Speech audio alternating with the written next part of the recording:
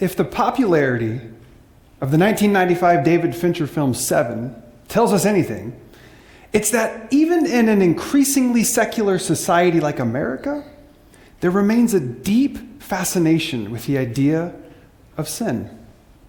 In the film, the antagonist, known only as John Doe, leverages the 7 deadly sins as a motif to string together a series of gruesome crimes, forcing the audience to reckon with questions such as, what is sin?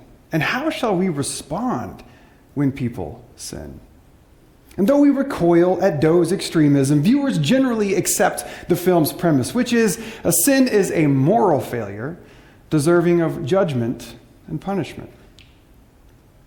I've been a pastor now for over 15 years, and I can assure you that this way of thinking about sin comes to us from the tradition of Christianity. And like the box at the end of the film Seven, it is perhaps a gift that was best left unopened. I was born and raised in a conservative Christian home. And the effects of thinking of sin in this way, they've been with me for as long as I can remember. When I was 10 years old, I checked out a book on magic from the library and learned a few simple tricks with a deck of cards. Coincidentally, around the same time, my younger brother and I were learning how to play blackjack, and we started using our collection of basketball cards as betting currency, to make the games a little more interesting.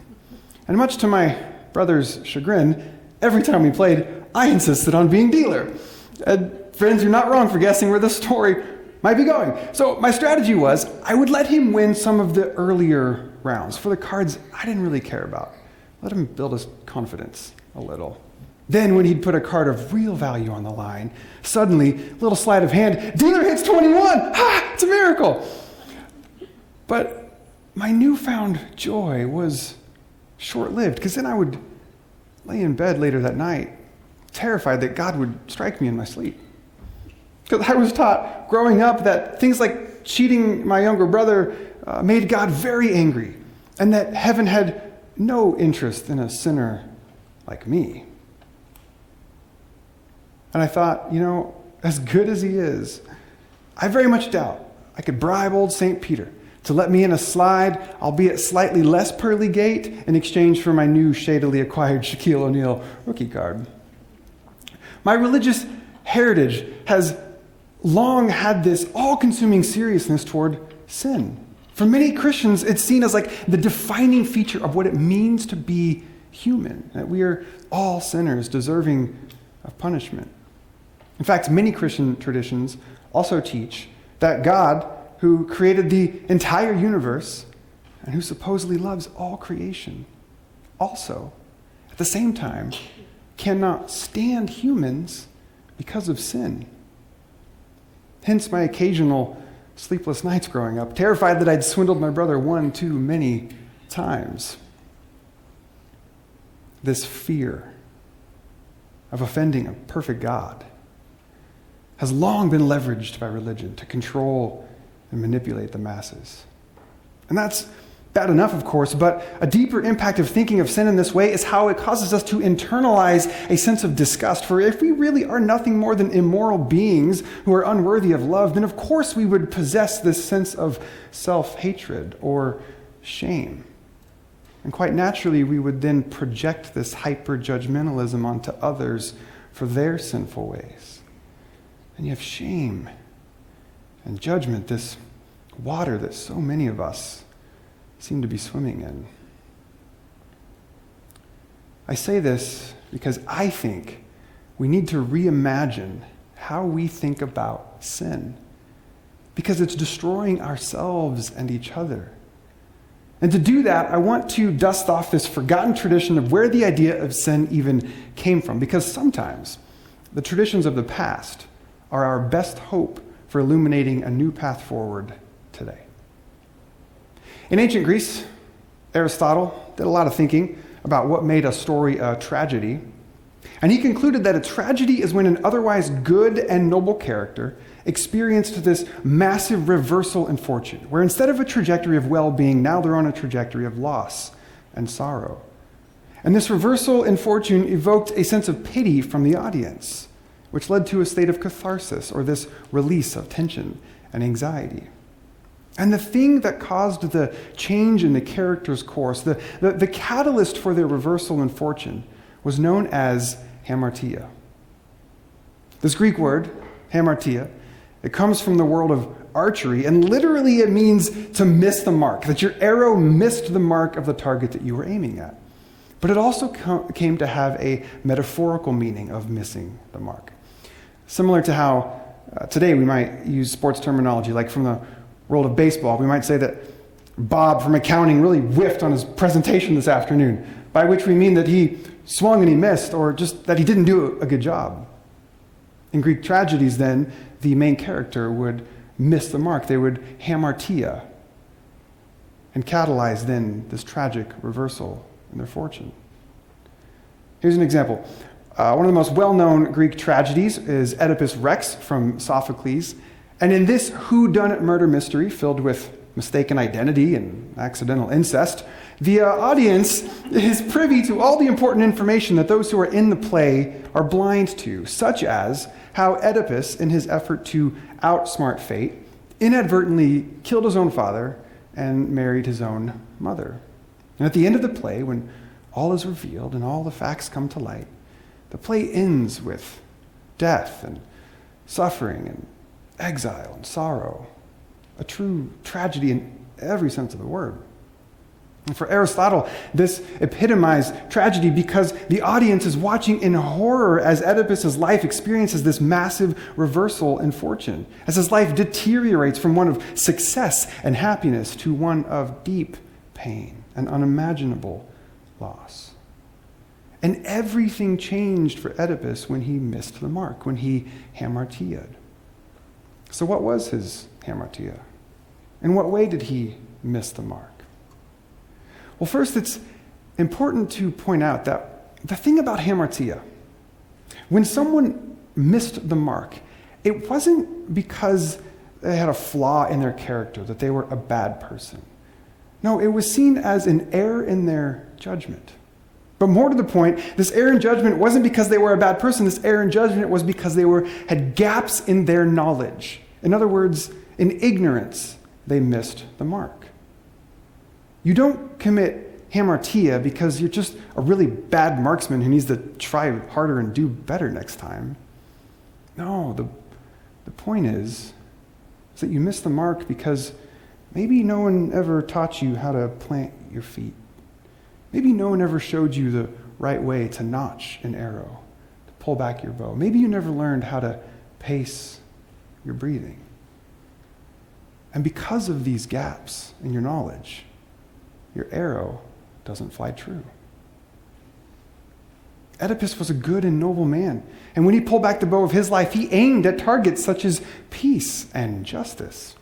However, he missed with tragic consequences. But he missed because he had these massive gaps in his knowledge. For had Oedipus known the truth of his parents' identity, or even more precisely, had he known the truth about his own identity, then he never would have missed the mark by killing his own father and marrying his own mother. And this is what makes the story so tragic. Now, I think to the detriment of our culture today, this idea of hamartia has all but been forgotten. And in large part, this is thanks actually to the Bible. And why is that? Well, because in the Bible, this word hamartia shows up almost 500 times. And in nearly every instance that hamartia shows up, the English word that translators use to bring hamartia into our world is the word sin. In other words, what these ancient spiritual teachers were calling hamartia, we are now calling sin.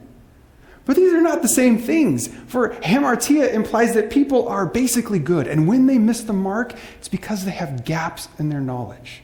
And in ancient Greece, the appropriate response to hamartia was compassion. Sin, on the other hand, suggests that people are fundamentally bad. And when we miss the mark, it's because we're morally corrupt. And the appropriate response to sin is condemnation. A number of years ago, I was on staff at a church, actually not too far from here. And I was fired rather unexpectedly one afternoon when my bosses learned that my beliefs now include support for the full inclusion of LGBTQ people in the church, a position which, sadly, most churches throughout history have opposed. And so left with no job and no community, my wife and our 3.5 sons at the time were forced to sell the home that we had built and move back to our hometown in Oregon to try to put our lives back together.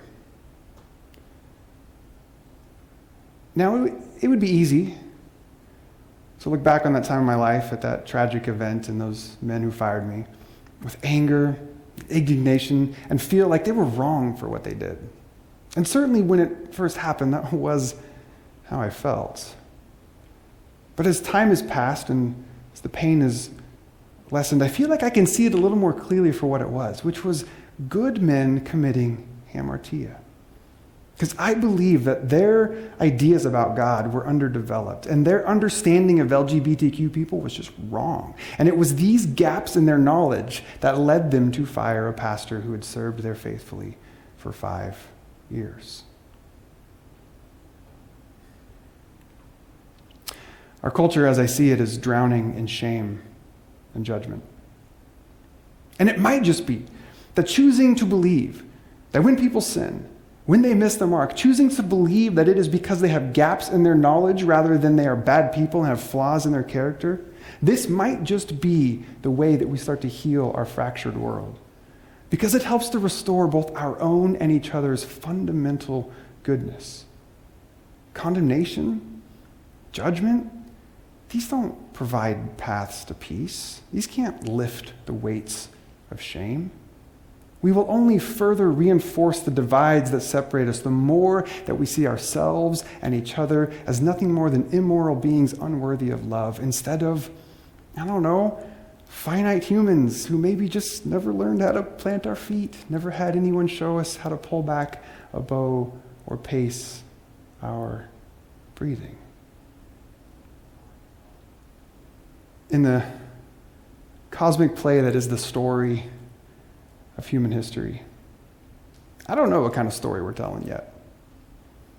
On our current course, where we seem determined to see the worst in ourselves and each other, where we call out and cancel others, where we cast our stones of judgment, maybe we're in the midst of a tragedy.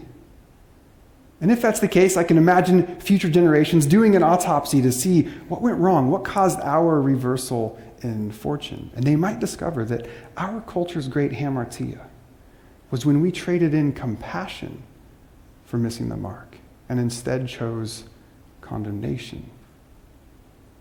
But if we return to its roots and we dust off this forgotten tradition of hamartia, we can rethink our ideas of sin, and this can change everything. One of my sons right now is 10 years old, and he also occasionally will swindle his younger brother, although this time it's with Pokemon cards instead of basketball. And maybe this is what's meant by the whole sins of the father being passed on, I don't know. But when this happens, I don't tell him that he's a sinner who's made God angry. No, I try to remind him of who I think he really is. Call him back to his true identity, that you are a good, kind peacemaker. I invite him to consider what it might feel like if his older brothers did the same to him. And I say to him, hey buddy, can you imagine what it would be like if your younger brother knew beyond a shadow of a doubt that he could always trust you? I think by extending compassion to him in these moments when he misses the mark will help ensure that as he grows older, more of his arrows will fly true. Maya Angelou said, I did then what I knew how to do. And now that I know better, I do better. Maybe we're all just 10-year-olds fumbling through the world, doing the best we can with what we have, with what we know. And such is the gift of hamartia, that when we know better, when we fill in the gaps in our knowledge both about ourselves and one another, then we truly can do better. Thank you.